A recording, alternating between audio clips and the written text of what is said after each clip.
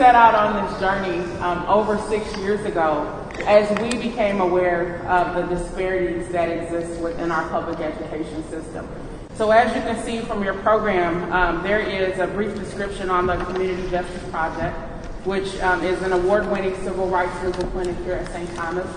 I'm excited to help lead us on a journey with Panel 1, where we focus on the Black voice burden, educational equity, and cultural challenges in the classroom. This is an extremely important conversation for us to have in light of the tremendous disparities that young African American men are facing within our public education system. My hope is that we'll walk away today with some seeds that we can take back to our relevant institutions and actually go and plant if we're going to produce a new harvest, which is what's needed in this next season. So with that, I will introduce briefly each of our esteemed panelists, and they will have 5 to 7 minutes to provide their perspective on this issue. Aaron Abrams. Aaron was born and raised on the north side of Minneapolis to a teenage single mother. Aaron received his BA in political science from Morehouse College in May of 2008. From 2008 to 2009, he served as the Director of Education and the Zeta Nu Sigma chapter of Phi Beta Sigma Fraternity Incorporated. Dr. Keith Brooks is a native of Los Angeles, California, proud alumnus of Xavier University of Louisiana, where he earned his bachelor's degree in English education. It's there he became a member of Alpha Phi Alpha fraternity. Sadiq Abdullah. Sadiq was born in Chicago, Illinois, but he moved to the north side of Minneapolis at 6 years old and spent the majority of his childhood there. He attended Central High School and High School for the Recording Arts, where he was a 2012 graduate. Now he's enrolled in St. Paul Technical College and is studying business management. Dr. Nancy Heitzig, who is a professor of sociology and co-director of the interdisciplinary Critical Studies of Race and Ethnicity program at St. Kate's University. Last but not least, we have Ralph Crowder, who is an independent film and radio producer. He's a graduate of Minneapolis Public Schools, North High School class of 1989. He attended Virginia Union University in Richmond, Virginia, and the Borough of Manhattan College in New York City, where he majored in education and African American studies. The 2007-2008 school year was a turning point in his commitment to the importance of parent involvement within Twin Cities public schools. His concerns regarding policies, practices, and fiscal accountability for African American children started in a better understanding of No Child Left Behind. In his role as an active parent, documenting and participating in various advocacy efforts, he was inspired to create multiple media platforms to communicate issues and concerns facing our public schools. You're listening to Parent Voices. Currently, his focus is to effectively utilize his talents and gifts through film and media to educate a national audience on the serious consequences of children at risk of social and academic failure.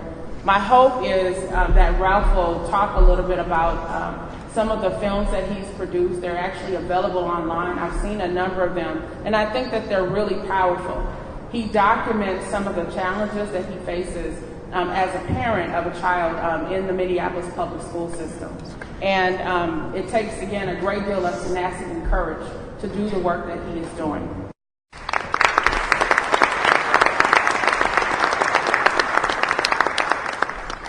Thank you, Nakima. I'm glad to be here. And you are a brave, courageous young lady to actually continue the needed conversation here at this St. Thomas Law School. Just a real quick question. How many people in the audience are studying education law? From St. Thomas? Oh, nobody. Okay. We need you, like desperately. Like you might want to consider changing that major. But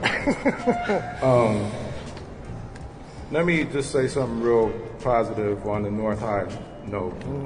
I listened to the first young man speak, and I felt very proud for his mother because I know his mom has definitely worked very hard.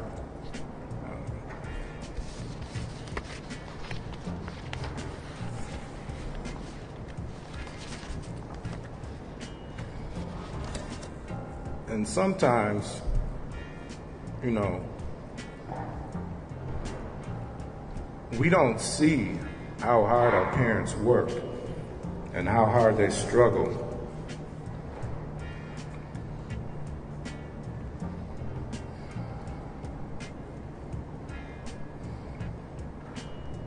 So with that being said, on the North High Love, this young brother had an opportunity to go to Blake. A lot of our children don't have that opportunity. And so I'll say to you, you have a great responsibility on your shoulders to take everything that you learned and everything that you experienced,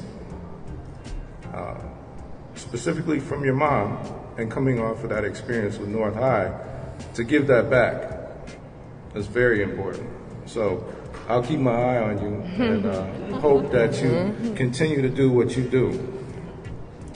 Now with that, I'll just say this. From a quote, I'm going to make a quick, some editorial edits real quick from a book by Michael Porter. I've actually had this in my home for about maybe the last 7 years, but I've been reading it lately.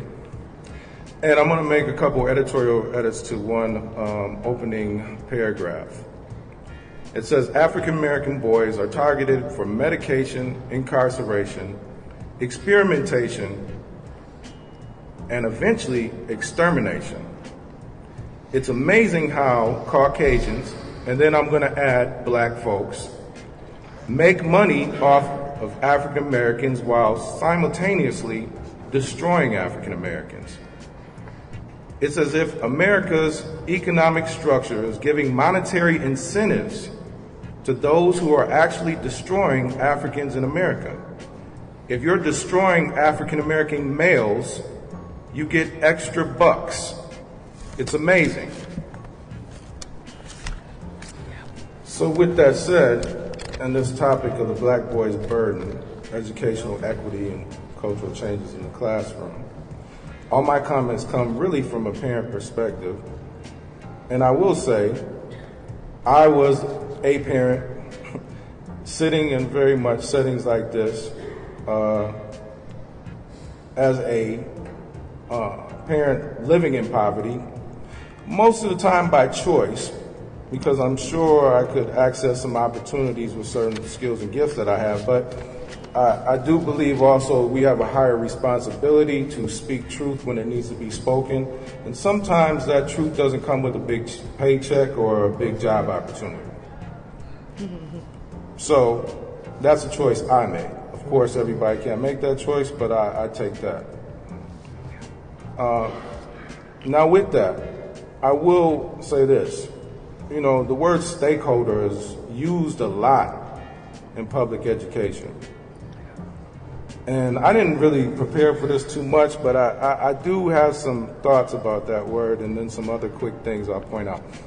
I will just say with that, a question that I would have is, are you a stakeholder for the children and families, or in a situation like Minneapolis Public Schools in the state of Minnesota that leads the nation for the application of how our black boys are being educated and advanced in our society?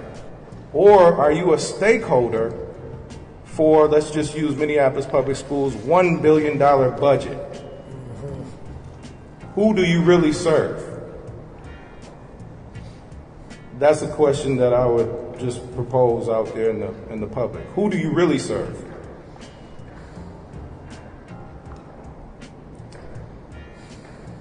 And so with that, you know, this is the 150th year anniversary of the Emancipation Proclamation.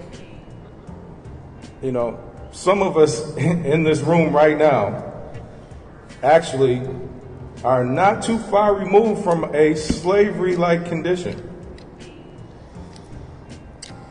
that has a very brutal history in this country and across the globe. I will say this, I learned, so let me just say this, backing up. You know, there was a comment said about how if you have a messed up parent, a little earlier.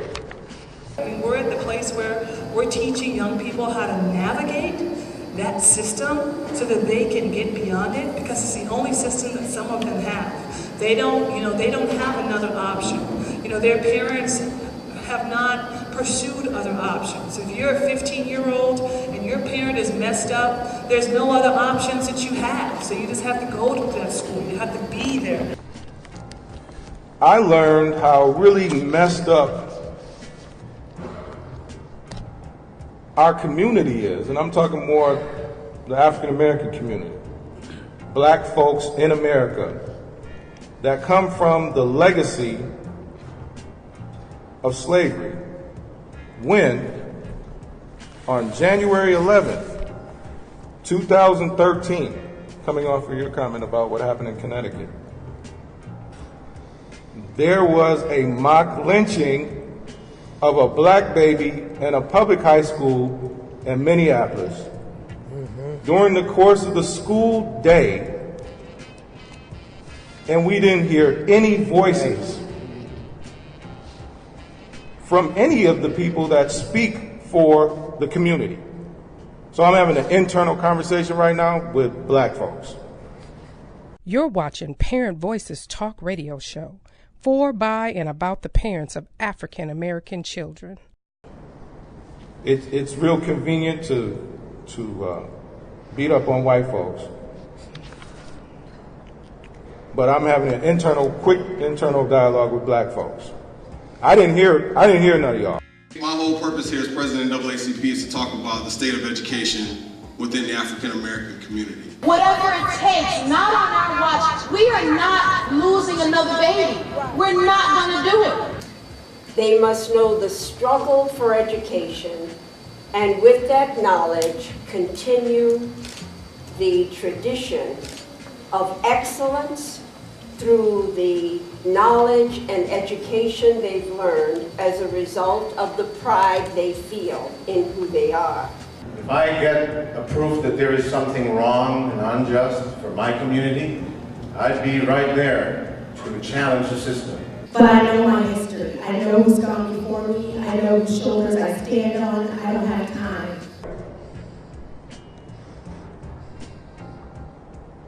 I took that as very disrespectful to our history, and ironically, you know, I read the paper almost every day. And so these were some of the headlines around the paper during the course of that time. In the opinion exchange section on January 18th, history is history under proposed K-12 standards, right? And so a lot of people that speak for the black people that can't speak for themselves said that this happened because our children don't know their history. They didn't speak as a person who might be concerned about the safety in our public schools, about the security in our public schools, about the need for probably our school resource officers to report crimes. Nobody said anything about that. How it could be a distraction to the learning environment. Psychological trauma for some youth. This is the opinion section from February 3rd. Ignore warnings. Never again. The world watched Nazi genocide coming 8 decades ago. I was there. Now I'd say this, we're in a Catholic institution. Let's just say there was a mock lynching of what was identified as the Pope. How loud would we hear this community?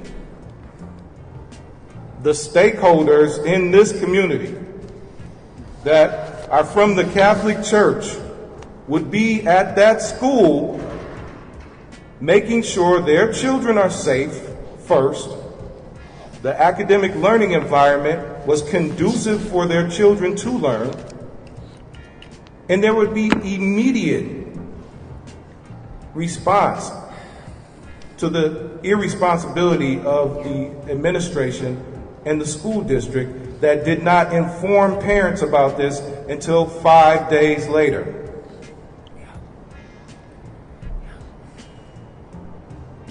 What if it was somebody of the Jewish faith and there was a simulated lynching of somebody who was in a Nazi war camp with a swastika on the baby? I'm sure some people would have got fired for handling it the way that they did. But the stakeholders were silent. And then we have this young man right here who's obviously in the classroom, and I really salute you too, young brother, because he said, I didn't have anybody advocating for me.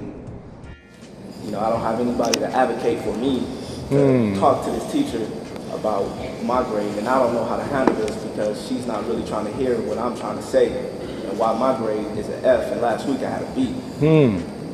So it's just a lot of things that I feel like the teachers should be held accountable for. You know, just look at the way they're teaching us, and we have a lot of things that that they don't really teach us, you know, like about our history. So what kind of role modeling are we doing to our young men and women when we didn't show up and speak to those issues that need to be spoken to? Then this is a brief article that talks about 3 teens arrested in robberies. And this was a thing that happened in uptown Minneapolis not too long ago. This was February 5th, where 3 young men with fake guns robbed a young lady in uptown Minneapolis. Now, I would say, did the community, the same community that was silent with the situation that happened at Washburn, did the community step up and say, well, you know what, these young men that robbed this young lady, they didn't mean to do that. They just didn't understand the history of white America. Locked out of well-resourced schools, locked out of student-centered education, locked out of gifted and talented programs. Some really, they were shocking to me statistics that 4 out of 5 African American students are not involved in AP programs. Locked out of educational progress. By the time we get to in Minnesota, if we're going to look at reading proficiency scores in the 8th grade, we have a 27% racial gap in the state of Minnesota. We have a 24% high school racial graduation gap, 89% of white students graduating from high school compared to 65% of black students. She told us, she put all the black kids and told us that if you guys keep doing this and stuff, she said, are you going to succeed through college and high school? We said, yes. She said, you're not, because you're going to be 18, still in school, thrown in jail. She pulled out 5 black kids, all boys.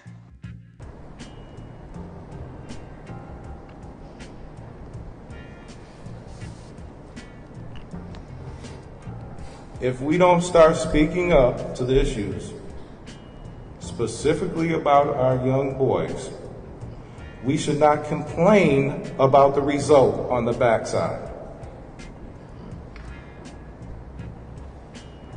Let's not even have these conversations anymore. Let's just accept that jails make money.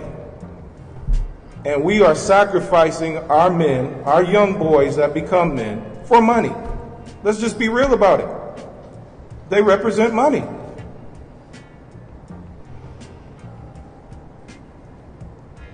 So once again, I don't know if I can buy all into the whole thing out of respect with the theme of if you have a messed up parent. And I am challenging challenging my perception. Even when I see stuff that's plain old wrong in our kids' lives, and I see that their mamas and daddies are messed up. I'm sure parents have a lot of challenges, but you know what? They also respond to communication and love and concern and opportunity.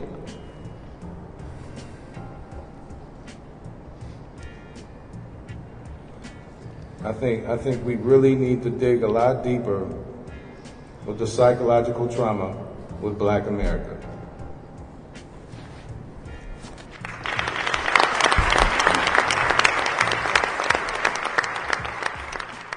A college education is not something that you get just so you can get a better job. No, education is a tool, Mom. It's a tool you use to help your people. Hey, man, you coming? Yeah, I'm coming, man. I'm coming. You see, Mama, Dad wants me to play it safe. He wants me to join the system. If I did that, Mama, I'd be turning my back on everything that I believe in. I guess you're right. We always taught you to stand up for what you believe in. Gideon. Yeah, Mom. Hey, Gideon, come on, man. It's time to go. Hey, be cool, man. Yeah, Mom. Nothing. Go on, they're waiting for you. What I have to say can wait for another time. Yeah, okay, huh? I'll see you later. Bye, son.